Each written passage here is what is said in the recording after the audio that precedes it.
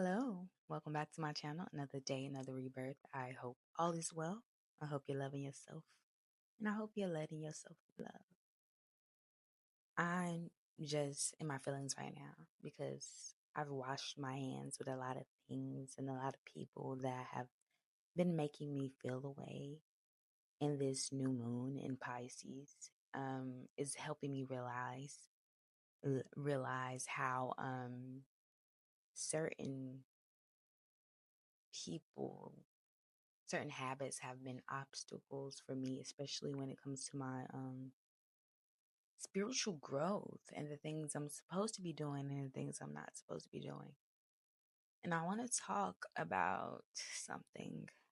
This is a heavy subject for me because it's a feeling that I did imagine I would be feeling. It would make sense that I'm feeling it, um, considering my circumstances and my experiences. Let me just get into it. So, I feel like I'm washing my hands with my blood family. I call them blood related strangers because they don't check up on me, they don't talk to me, and in a way, I feel like they have never done those things. In my family, they don't really say I love you. They don't say you're beautiful. I'm proud of you. And for me, that's a requirement to be my family. So you're not my family. You are a blood related stranger. And oh, ignore that noise, whatever. But I used to work at this spiritual shop, um, owned by a child of Oshun, right? I spoke about Oshun in my last video, how she's always there bringing me sweetness, but also helping me honor myself and the things that I deserve and making me cut ties with the version of myself that treats myself like I'm not worthy. She helps me defend myself and put on my best shoes and my best lip gloss and help me walk out of rooms that are not sweet to and on me. She's fierce, you know. She's also sweet. Um, so I've been working with her, and I had no idea it would turn into something this dramatic. Um, I had no idea I would be washed anew like this. Back to what I was saying, I worked at this spiritual shop owned by a child of Oshun, and I remember she was the first person to really look at me and be like, "Oh, you probably a child of Oya." I'm most likely a child of Oya. I carry myself as I'm not crowned yet because that is not in the cards for me, but everybody and their mama thinks I'm a child of Oya. Anyways, she was like, "Oh, your ancestors are a really big thing for you. The Iyami are a really big thing for you, as they're most commonly known as witches or mothers of the night. But they're really upset with you because you're not carrying yourself in the way that you're supposed to. You're not handling yourself with grace or walking with power. And something going on with your birth family. You're not supposed to be talking." I was like, how does she know all this? Spirit must be real. Orisha must be real. Like something's very real about this conversation because she's reading me to filth. She said a little bit more, but like I said, I don't like telling my business until it's over with, until I'm out of that energy. I don't like giving my weaknesses to people in the midst of it because you never know who's watching. And because, like I said, I used to be like, I'm nobody to be jealous of. I'm nobody to be copying, to be mimicking. Whole time, your biggest fan or hater is watching. I got a phone call, as I always do in the middle of a recording. I just don't understand it. I just don't get that. Like always, you have all day to call me, and you messing with my flow, but it's whatever. Um, what was I saying? Yes, telling me this about my power and how my ancestors are really important for me and how I have to really hone my gifts and that my birth family was not it for me.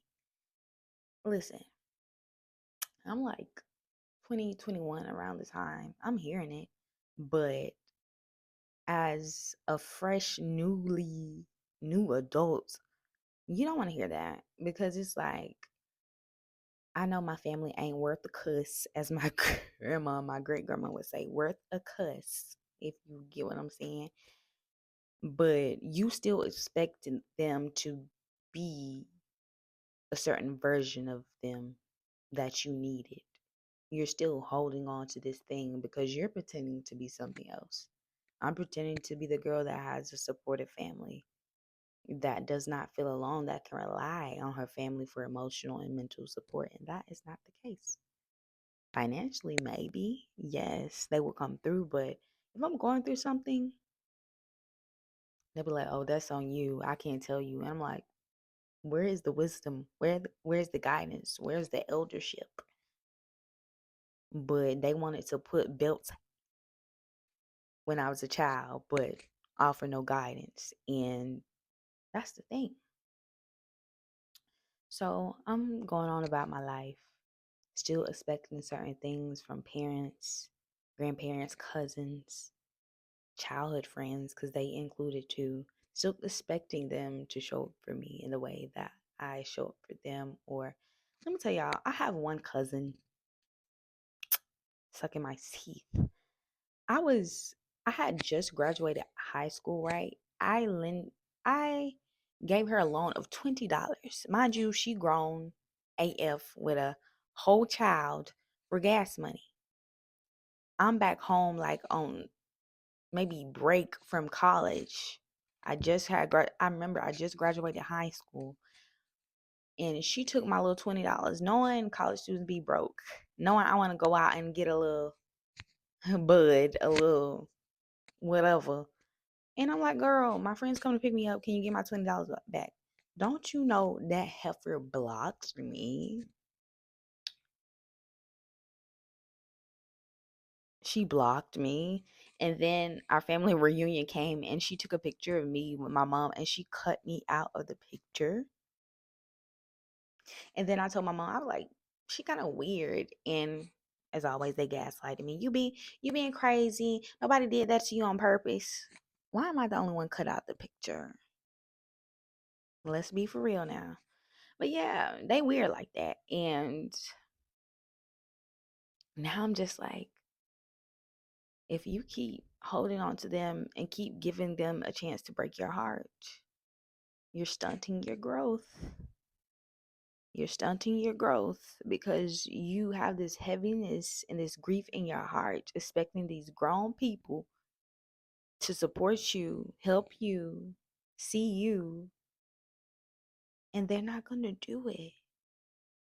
And that grief is taking up so much space, so much room in your heart, where when your chosen family comes in, you're not going to know them. So I literally sat on the couch, looked at my partner, and said, I don't have a family. I don't. So if anyone asks about them when I meet the rest of your family, I don't. Don't judge me for my answers. I don't. And I know that sounds like I'm an orphan, but in spirit world, I am. I am. Because to be my family, you must stick up for me. You must be honest about when abuse is happening. You must support me. You must guide me. You must hold me. You must see me. I don't have family. And I want y'all to know that I'm not being dramatic. I'm not that one member of the family that's just like a black sheep and just thinks everybody is judging them. People have harmed me. People have threw dirt on my name. They have called me weird. They have taken the sides of my abusers. Like they have literally cut me out And I have been nothing but kind and accepting. And if they're expecting me, who was a child when a lot of this was going on, to speak up and to reach out to them, it won't happen. It won't. And I'm in such a like big stage of grief right now because I'm thinking about things like, what if I have an important moment and family is supposed to be there, but mine is not there? Mine will be there. They will be there. So whoever's watching this and you're concerned about you having big moments like marriage, childbirth, award ceremonies, initiations, thinking about where will family be, your family will be there. But you have to let what no longer serves you go, even if it's your blood family. That is a thing that nothing can prepare you for because it is a death. It is not only a death of people, but of souls, of what I thought was supposed to be lineage, of a concept, a family tree. It is a death. I don't know if my kids gonna know my cousin's kids because I don't like the way a lot of my cousins talk to their kids, dropping the F bombs, calling them N words. My kids not gonna know none of that. So I don't know about that. And I know even me not going to church and me believing in the things I do separated me from the crowd. Like, you're not going to demonize my practices because I'm not going to force it on my kids, but they will be raised in ATR tradition, whichever one I do decide to go all the way with. They will be raised in that. They will know about that. You won't even have the chance to call me demonic because I won't be around you. I won't be around you. I will not give you the chance to judge my kids. I don't know. It's nothing that I can do to make them see me, make them know me, make them love me. You cannot. Like, giving them $20. She's not the only one I've given little bits of change to feed their vices and do whatever they want and then ignore me and call me back when they need something again, even if they need a prayer. I ain't gonna lie. If I decide to go forth and be like, I want to be present in this family, they're gonna run me dry. Because I'm not gonna be the matriarch at a ripe 28, 30, 29, whatever. I'm not gonna be a matriarch because nobody is handling this grief, these generational curses, this abuse but me. You're not going to clean off that energy on me. And I have to sit with that. As harsh as it sounds, it's still not as harsh as the things I've seen and been through and experienced, and no one stood up for me. I was watching Bridgerton, right? And when Penelope, I think that's her, Penelope marries the Bridgerton boy, and her mean mama talking mess to her about why the marriage is rigged or how he doesn't really want her, and he walks in, he's like, don't speak to her like that. I love her down. And I said, wow, none of my blood family has ever stood up for me.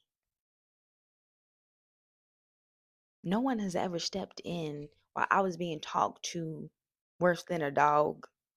Nobody has ever stepped in when I was being beat down,